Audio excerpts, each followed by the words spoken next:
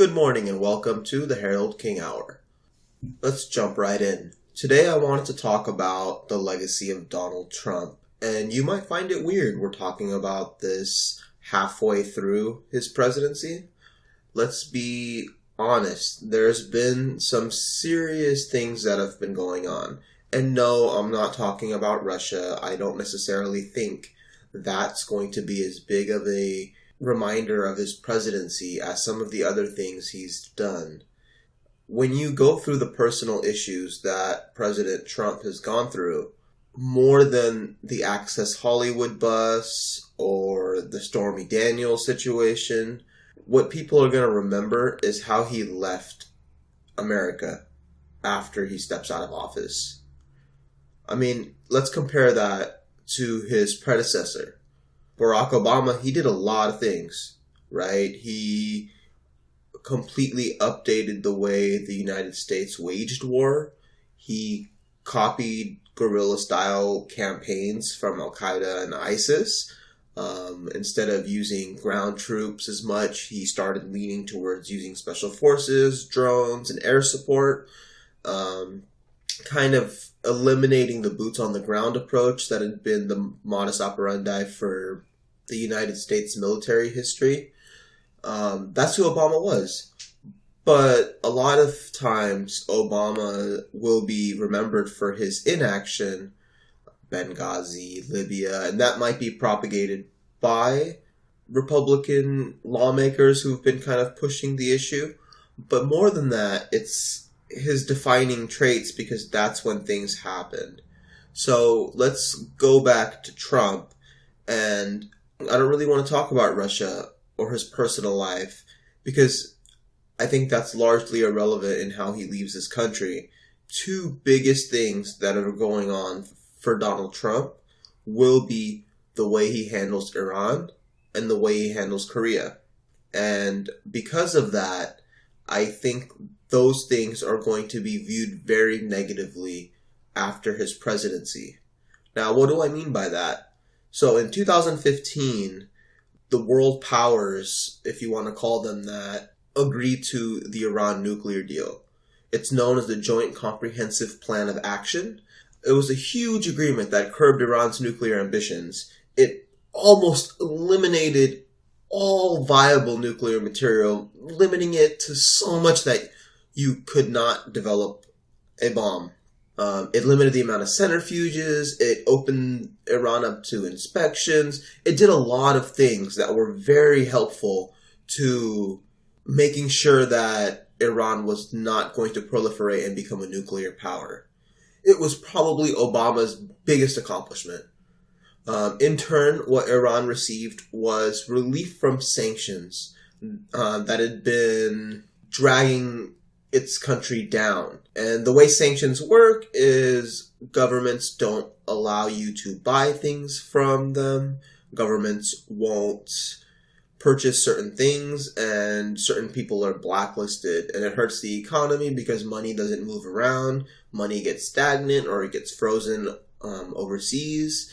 And you don't have the ability to make more money.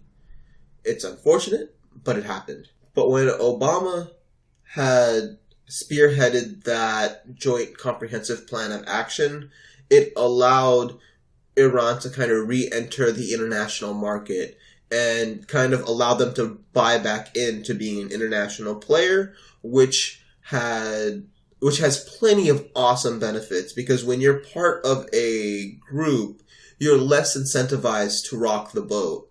And I think that's very important to understand.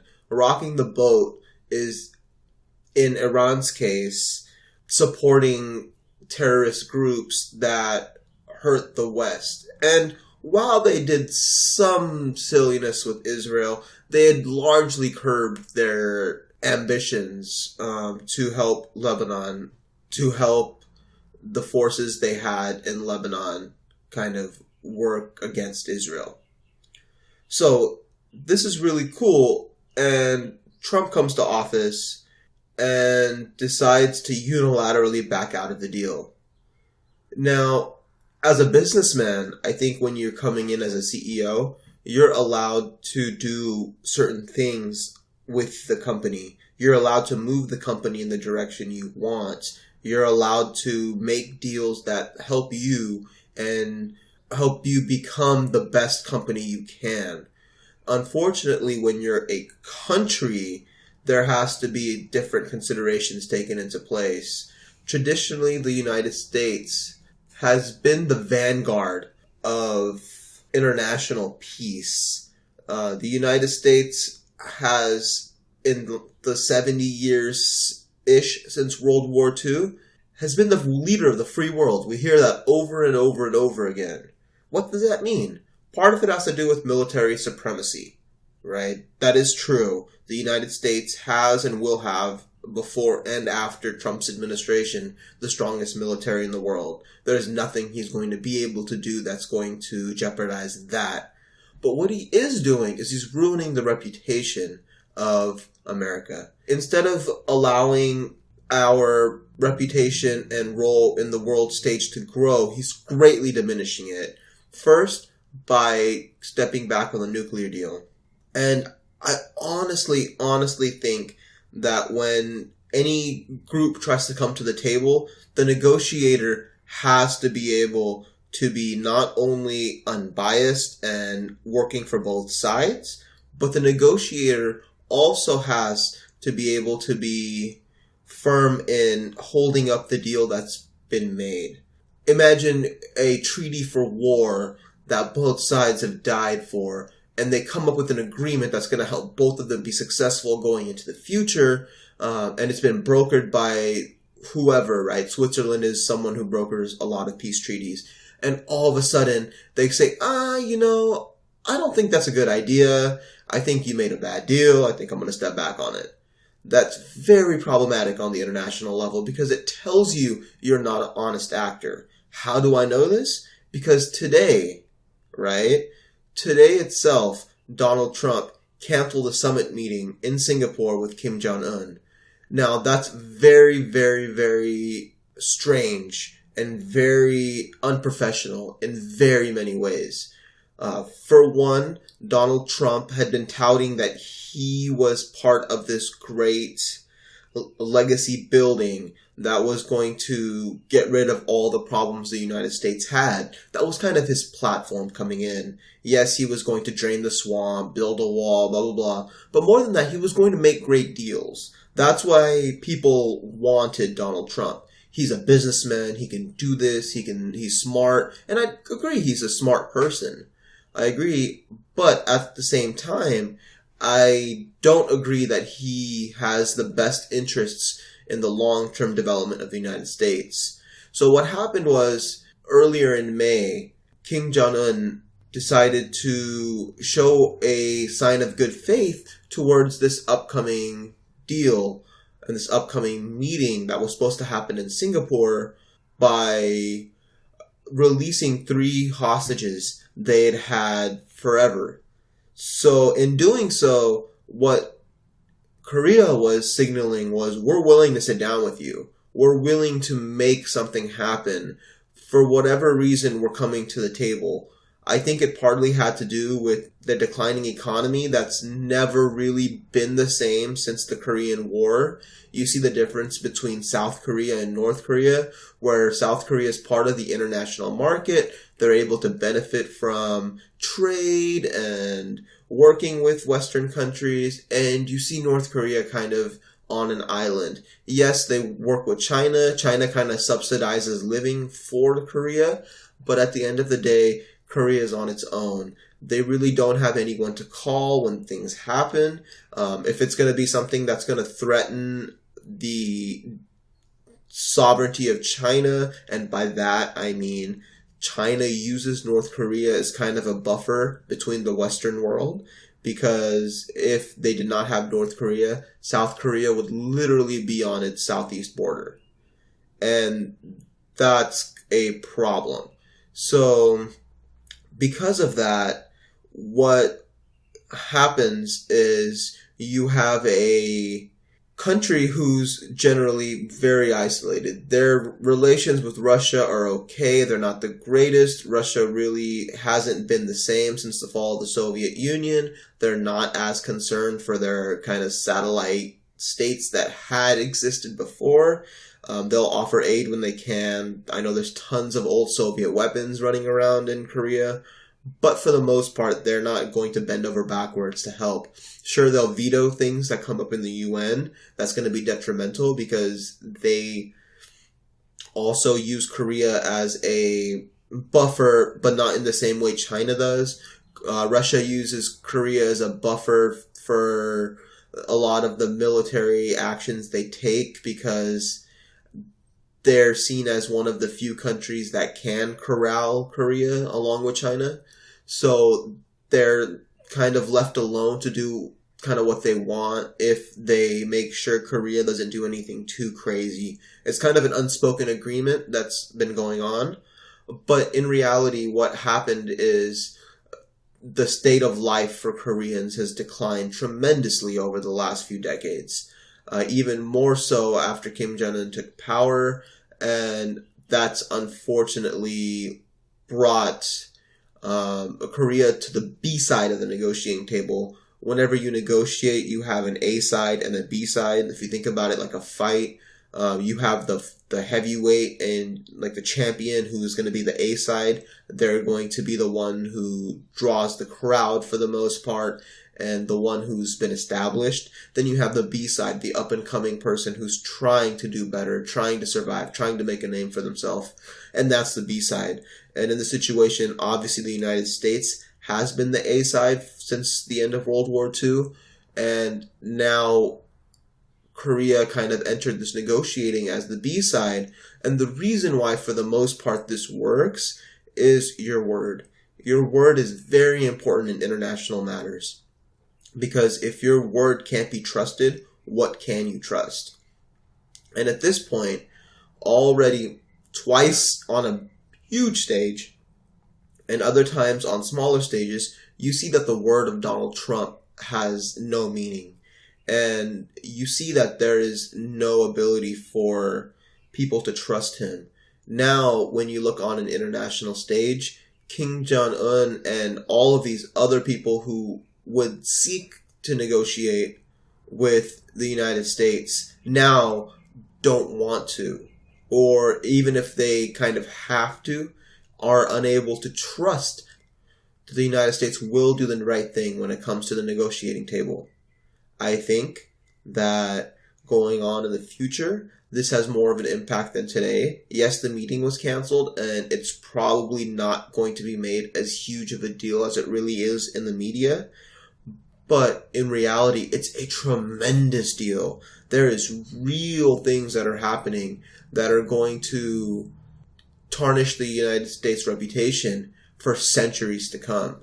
Because now the United States is not the trusting partner in negotiations. And that means so much when you're looking to do the things that Donald Trump promised, right? Donald Trump promised to redo NAFTA, which is the North American Free Trade Association, right? So he promised to redo that and to redo the balance because we do send a lot of goods over to Mexico in order to be finished and produced and to be sent back. We allow certain things for Mexicans to come into the United States on specific work visas. And you see him saying, oh, we're going to kick everyone out of the country and build a wall. He's more willing to do business with our northern neighbor, Canada, and really not do as much business with Mexico. That kind of comes into play when if you can't trust the United States and specifically Donald Trump, then how are you going to negotiate with them in good faith? And I think that's the biggest issue. There's no expectation of good faith. When you have this issue, you are going to run into problems when you try to make a deal with someone. And honestly, from his background, you can see where that's who Donald Trump is. You can see countless lawsuits that have came for breach of contract from what things that Donald Trump has done. And in the business world, that's not a big deal because all you're dealing with is money. all you're dealing with is few $1 million on this side, maybe $100 million on this side, and that's a ton of money, right? For me, I don't make nearly as much as that, but in the real business world, that's just wealth transfer between people within a country. It has no bearing, or very little bearing, on the country itself. As a country, however, you can't negotiate in the same principles, because negotiations are tied to you as a sovereign nation. Your respect is tied by the deals you make and the people you make deals with. If you think about it, Russia has taken a lot of heat and a lot of flack for being willing to make deals with Syria, who's been accused of all these human rights violations. But let's put it this way. If in this Syria conflict, Russia is heavily engaged on Syria's side, the United States is, however, engaged in trying to remove Syria from office. So in this situation, a deal has been made between Russia and Syria that Russia will help Syria kind of stabilize itself and bring itself into the future. And this means a new constitution, right? This means that we're going to restructure the government. We're going to restructure how everything works. We're going to restructure the way al-Assad's power is distributed. It's probably going to involve some form of checks and balance where people representation is going to balance out the power of the president. It will probably reduce the power of the president tremendously, where he's not able to make whatever decision he wants, and it's probably going to put a term limit on his presidency, right? The idea, and I think Assad knows that as well in the long term, is he's not going to be the leader of Syria forever. What he is going to be at this point is the leader of a country who, going into the future, will have less power. You can see this in the way the UK works, where you still have a queen, but their power is minimalized. They own property, they own land, they own assets. They're never going to go hungry and they're never going to go without money, but they're never going to really hold the power in the country. They're never going to be able to make decisions of war. They're never going to be able to make decisions in the direction of where the country is going to go. And while I don't think it's going to be at that extreme, I definitely think Assad is going to be checked by someone like legislature or a council or something that's more representative of the population. The reason why that's going to work is because Russia is going to stand by their agreement. And even though I think earlier this week Assad rejected a proposed constitution, I think that Russia being willing to continue to work with that, and instead of just saying, well, you rejected my constitution by, right, something that I can see Donald Trump doing, unfortunately, you see Russia pretty much saying, all right, let's go to the drawing board. Let's see if we can draw something else up that's going to be appealing to the population. And that's how someone acts in good faith. I think by Trump sending out a letter rejecting the meeting with Kim Jong-un, I think shows that he's not going to act in good faith. And I feel terrible for anybody who's forced to negotiate with the United States in the future, at least in the future of this presidency. The question becomes, is this going to cause lasting damage going into the future? And unfortunately, I can't predict it, but I can give my opinion on what I think is going to happen. I think it's going to tarnish the reputation of the United States for at least the next few presidencies. So probably a decade, maybe a decade and a half. I think the effects of this will be felt, because I think the next person who comes into office is going to do whatever he or she can, to fix the Iran deal first, because I think it was a good deal. It curbed their nuclear ambitions, and it allowed sanction relief. I think both sides got what they wanted for the most part, but I think there's going to be a backlash because there are a few countries coming up that are doing things that the U.S. might turn its eye to. I know the U.S. is heavily focused in the Middle East just because of politics, oil reserves, and things like that. And I think once you finish up with Syria and whatever happens with Syria, the next question is going to be what's going to happen with the Kurds, right? The group of people that kind of share Turkey, Syria, and Iraq, and they don't have their own country, and yet populations of this ethnic group belong in these three countries.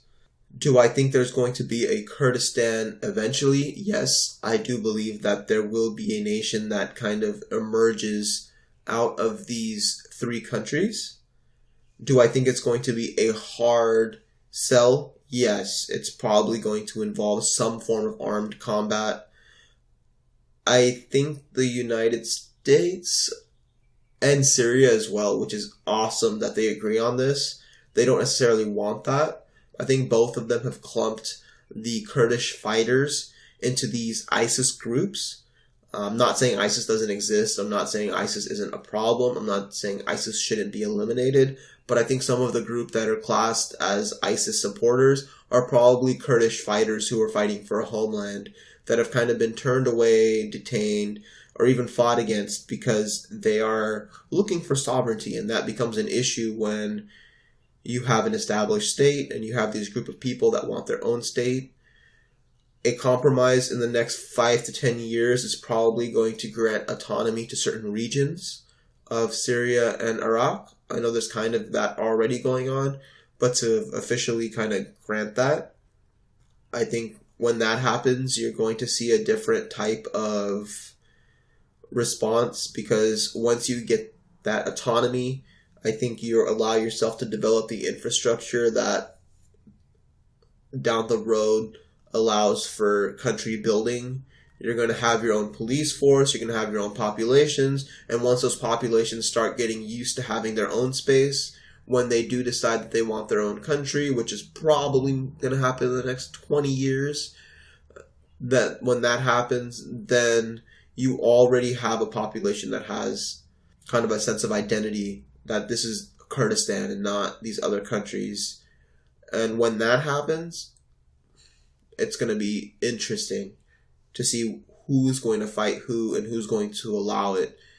Because for Iran, who's kind of the superpower of the region at this moment in the Middle East, because you always have Israel, who's the superpower of that part of the world. And then if you look into the Middle East specifically, like if you don't account for Israel, you see that Iran is probably the next biggest power. Iran does not necessarily want strong states surrounding it, so Iran will probably do its best to support a free Kurdish movement, to support that against Iraq, to kind of put a check within Iraq to stop power building. And I think Syria will probably be at some point controlled in the same way that Lebanon is, where it's probably going to have a high influence of Hezbollah and a lot of these other pro-Iranian groups that have been fighting the majority of the war against ISIS. You have Assad's soldiers and gunships and stuff like that, but you also have a lot of Iranian troops on the ground. You have generals in the area, and you have a lot of these things that are kind of helping from the other side, helping Syria stay sovereign, helping Assad stay in power. Is that going to be a problem going forward? Yes and no. I think that may be a problem going forward. The United States will not be the power that it used to be, and that can be problematic because who will? There's always going to be a world power. Unless we have a unified world government, there's always going to be a world power. And I guess even in that, someone's going to be in charge of a unified world government. But I think there's always going to be a superpower that emerges stronger. And right now, if the United States is in decline, and they aren't militarily, that's something that has to be acknowledged. The United States retains military supremacy throughout this time. They have the most modern, the most well-equipped, and the most dangerous army I think there's a problem. I've been hearing that there's an issue getting special forces members to sign up in the United States. Tim Kennedy kind of was talking about this earlier, where there's an issue getting of age, healthy men and women to serve in the armed forces. And even more than that, it's getting harder to get those special forces that have kind of been Obama's MO. And when you don't have the people necessary to fight, I think it becomes an issue. I think for the most part, kind of the United States will probably follow a path similar to Rome, where they were this amazing power that just kind of, the Holy Roman Empire ruled everything they came across. They were the strongest, and what happens when you're the strongest is you go through times of peace. And if you go through long times of peace without having a challenge, what happens is you don't keep yourself vigilant, and what happens is other countries catch up. You see that happening. China has brought out their new aircraft carriers. They've built a lot of missile infrastructure that is able to handle aircraft carriers fielded by the United States. And remember, the United States doesn't have to lose militarily in the United States. They just have to not be able to project power internationally the way they used to. And that's the United States' biggest asset and biggest drawback. Kind of their geolocation in the world, right? They're across the ocean. They're very safe. They're very secure. That's why you don't see people bombing California. Instead, you saw them kind of trying to go halfway to Hawaii with Pearl Harbor and stuff like that. I definitely think that once that gap is kind of made up, then there'll be a different conversation kind of happening. And you can have less military advantage as long as you're able to kind of be a world player. If you think about the UK and Germany and France, they're not necessarily what you would think as world powers militarily, but you still see them very significant because of their history and their ability to negotiate on the world stage.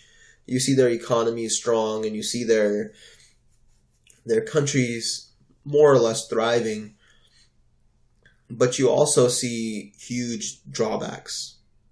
You see a lot of things that are problematic because while they're able to negotiate, it's on the grace of the United States. If the US basically said, well, we're done with the UN, Russia, we're going to basically make any agreement we have with you, what is the EU really going to do about it? Probably not much. So they have power, but they don't have the power that the United States has. And if other countries catch up, which China has, the world stage is going to become a tripolar world, right? Right now it's a bipolar world where the UN kind of redistributes power a little bit and gives voice. But as China emerges as this dominant world power, then you're going to have an issue on having multiple voices and multiple people on the opposing side who are world powers. And that matters because countries flock to world powers, not only for assistance, but for representation. So the Chinese government is able to negotiate on a better principle that in the future, the United States is a bad actor, a bad negotiator, and we're not. We will give you whatever deal that you want, and we will represent you on the international stage. We will help you economically. We will give you goods. We will give you services. We will buy goods from you. We will buy raw materials from you. And in exchange, you will support us on this international stage. And when that happens, I think the United States is probably in more trouble than people are willing to admit at this moment. Now, who benefits from this going forward? I think there's probably one country that benefits the most out of this instability in the United States, and I think that country is Israel. I think Israel has the most to gain and the most to lose because of their place in the world. I think Israel geolocationally is between a rock and a hard place. They're kind of wedged between all these Middle Eastern countries who don't necessarily believe they have a right to exist. And that's unfortunate because instead of working with a lot of these groups, what they've ended up doing is having tense relations and acts of aggression against them and against the other groups. Unfortunately, that's the truth, and that's unfortunately what we've seen. Soon after this deal has kind of been taken off the table, you see Israel kind of retaliating for perceived strikes in the Golan Heights, which is a largely unpopulated area that is territory they have. So they responded by bombing military installations in Syria. I think this issue is going forward going to be a lot more problematic because the United States is one of the only voices that kind of quell the Israeli war machine. You saw that last year with Obama kind of saying, take it easy, don't rock the boat. You saw Netanyahu, their prime minister, kind of do that red line thing and kind of talk very abusively towards the Iranian population. I think has a perspective that's been jaded with the past and what he needs to do to keep his country safe. But I think also there's a lot of bad acting going on in the area. And with this removal of the United States as the prime negotiator of the area, I think Israel has less incentive to listen to the words of the rest of the countries. Traditionally, Israel has gotten the majority of its military aid from the United States. They get tons of money to spend towards weapons and military defense.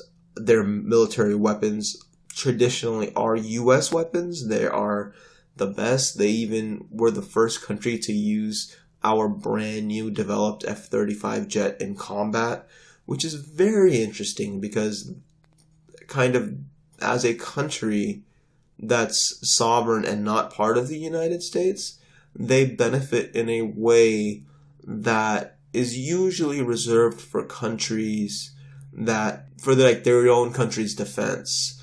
Like, the Russians will provide certain military goods to other countries, but they're usually a step up in goods that they have. If they provide, let's say, S-300 anti-air missiles for ground-based defense to Syria or to Iran or to China, they probably have an S-400 or S-500 in stock and are probably developing the next stage of it. So you see countries produce goods and not immediately export it. But in the United States, in Israel's case, you see a far more closer relationship. Beyond that, you see Israel kind of looped up into United States politics in a way that's unfathomable in the world. If you think about it, Russia has all of this flack going, and Trump has a lot of this flack going for his relations with Russia. But if you think about the relations between U.S. politics and Israel and Israeli lobbies like AIPAC and a lot of these Israeli lobbies, it's tremendous the amount of influence Israel has on an election. Basically, candidates need to be approved by Israeli groups for their parties to push forward with them. They usually have a representative of AIPAC and a representative of these countries kind of so deeply entrenched in these parties that it becomes hard to say anything against them, which is why when Obama kind of did, that was an amazing feat. Now kind of you allow Israel, who doesn't necessarily have intentions of expansion beyond well, beyond Palestine, you see them kind of able to do a little more. You see a little more of that U.S. restriction kind of come away from them. I don't think they'll ever get any less money from the United States, but now the United States controls even less of them, and that becomes very problematic. That becomes problematic in many, many ways, because now what's restricting the expansion of Israel or the military ambitions of Israel, if they decide that Iran is going to be targeted, right? Oh, this nuclear site might be of interest. Let me target it. Oh, that's a problem, because now it leaves room for escalation in a way that didn't exist before. It kind of, well, the possibility existed, but the reality didn't exist, because there was not going to be that escalation. Now, however, that's a different story. I wouldn't be surprised in the next year or so if Israel took more direct action in Syria and bombed a lot of Hezbollah in Lebanon. I wouldn't be surprised if there was a tougher stance on Palestine, because you're basically allowing it. The United States aided in the military growth of Israel. If you think about this, Israel, for the most part, is not very big. They don't have a large economy. And what they do have, if it wasn't for the United States, probably would mean they wouldn't exist. And if they did, it would be in a completely different way. The United States allowed for Israel to kind of be the check to the Middle East in the area. And when you develop that, you always run the risk of the check getting loose on you. A perfect example of this is the Taliban, right? In Afghanistan, when the Soviet Union was there in the 80s, the United States used the Taliban as a check against the Soviet Union.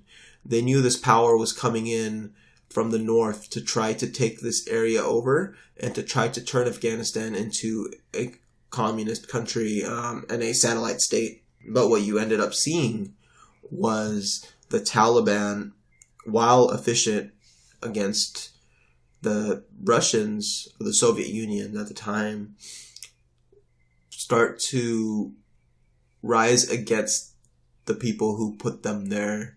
And you saw that with the development and the safe haven that the Taliban offered various terrorist groups within Afghanistan. They kind of allowed Al-Qaeda to grow and kind of merge ideals, and that led to declaring war and putting boots on the ground. And you saw how a group that was sponsored and funded and equipped by the United States all of a sudden turn against them. And I don't think the Israelis will attack the United States, but do I think that they would be willing to go against U.S. interests in a region when they don't have certain checks on them? Yeah, because you're going to do what's best for your country. And for Israel, what's best for their country is probably going to ensure that there is no credible threat from anyone in the area. And really, there's two ways to accomplish that. The first, if you're able to neutralize a country's military might, right? If you're able to just send them back 20 years militarily by destroying infrastructure, destroying boots on the ground, if you're destroying their military capabilities, their missile launching, their things like that, that stops them. The other way is if you're able to negotiate with them and tie them into your economy and tie your economy into theirs to kind of stop that. That's what kind of the EU is. The EU ties together all these countries that are incentivized by not going to war against each other, right? This had been a huge problem. The Europeans had gone to war very regularly.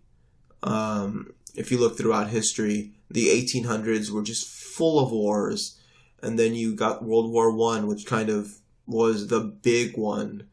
And from there you got a little bit of fatigue, but there wasn't an international system that was in place. I mean, the UN wasn't there. It was kind of not supported by the United States. But then when World War II happened, there was a conscious effort to kind of tie these European countries to themselves to not allow for further conflict to happen. And when that happened, you see a different type of reality where these countries work together and have free trade and free travel across borders. And it's just a really, really effective way to stop people from fighting each other. Does it have its drawbacks? Yes, because you have wealthier countries often subsidizing less wealthy countries. And when that falls apart, you have tremendous issues. You have nationalistic movements usually in those countries. I'll do a separate podcast on why nationalism kind of thrives in the world. It thrives with the UK, with what they've gone through in their elections, and in the United States. So the only thing would be, would countries that don't trust each other in the Middle East be able to work together? And I don't know if that's going to be a possibility, but I do know there's far more likely of a possibility of Israel destabilizing that region even more in order to ensure its safety. And I think that's the biggest threat towards the United States in the next 10 years is a destabilization of an area.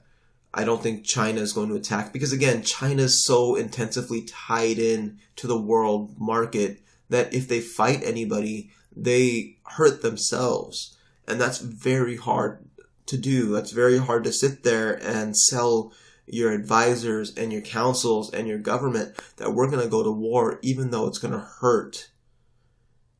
And I think for the United States, that can possibly be an issue in the Middle East, in Kurdistan, with the desire for a sovereign state for this group of ethnic people that are kind of been split apart and pushed into multiple states. But I think it's a bigger issue for Israel, who going forward is probably going to act more belligerent. They're probably going to bomb more people. There's in the next month or so, I probably expect after the month of Ramadan to see a Palestinian response followed by an even harsher Israeli response. There's probably going to be some bombings in Syria by the Israeli army using U.S. military weaponry.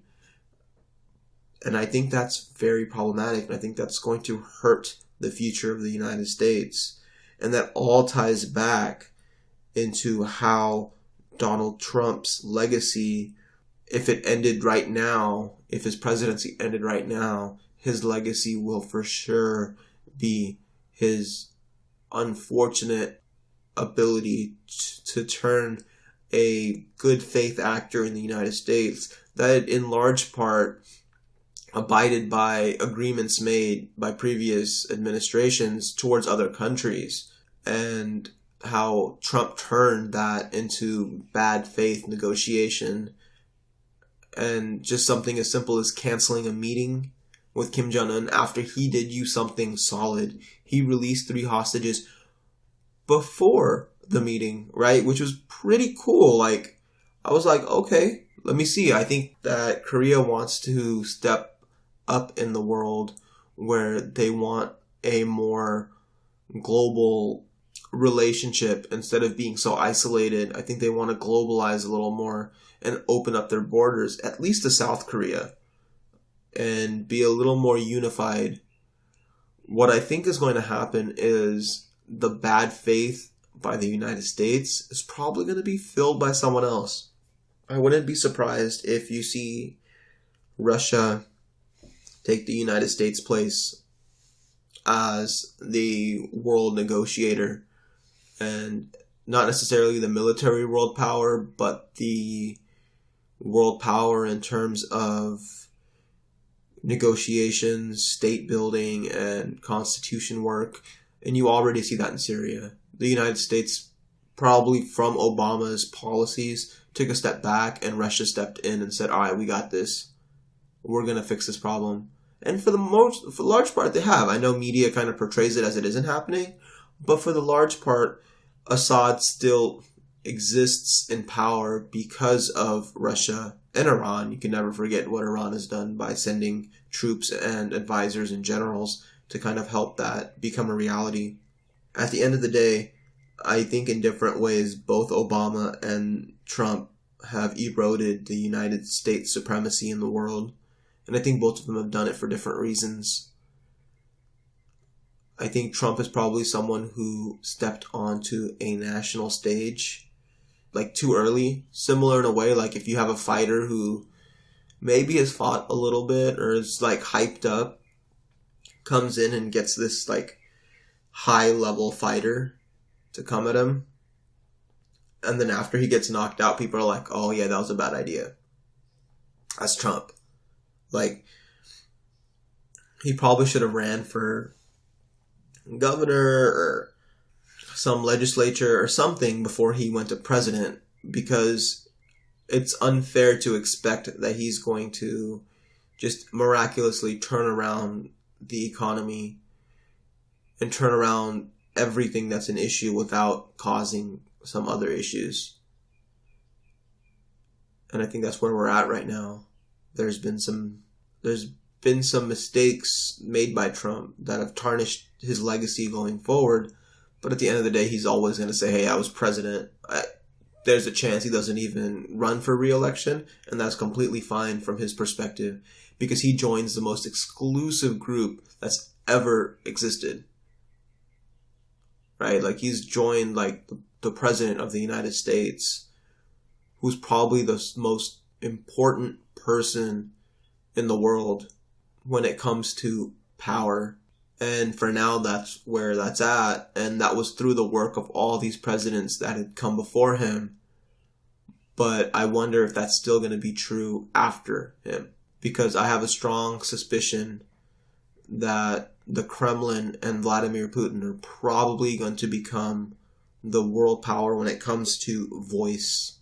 And I think China is going to become that world power when it comes to voice. And the world is not unipolarized anymore.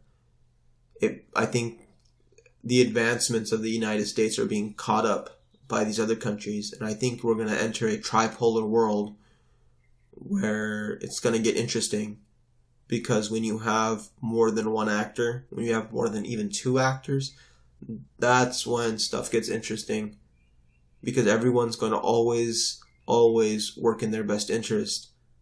And if I was Russia or China, I see a huge opening in my interest to kind of step up in the world and to take that role from the United States and take advantage of this president. Because would I make a deal with Trump right now? Probably not, because I don't know if he's going to tweet out like he just did that, oh, hey, I guess we're not going to meet. I guess we're not going to have this deal. And that's a problem. Because who would do business with Trump now? Who in their right mind would do business with him?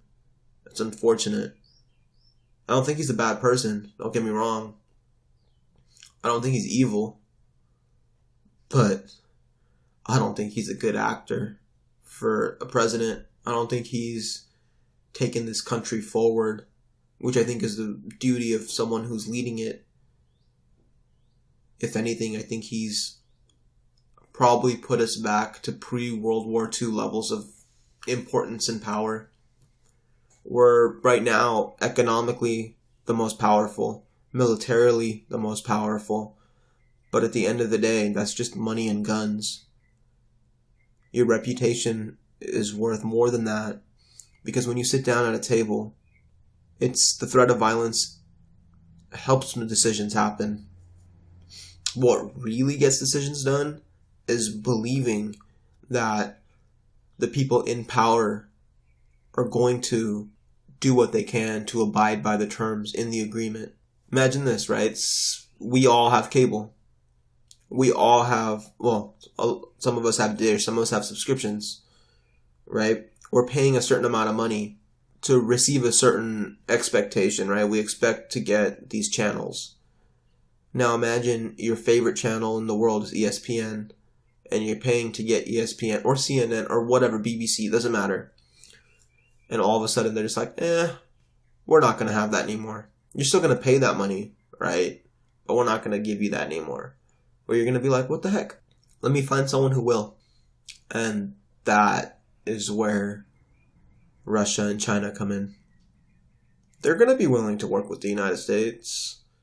They're going to be willing to work without the United States. Because at the end of the day, they're still in power. Their leadership is stable. And other countries are going to say, maybe I don't want to work with the United States. Yeah, that's a problem.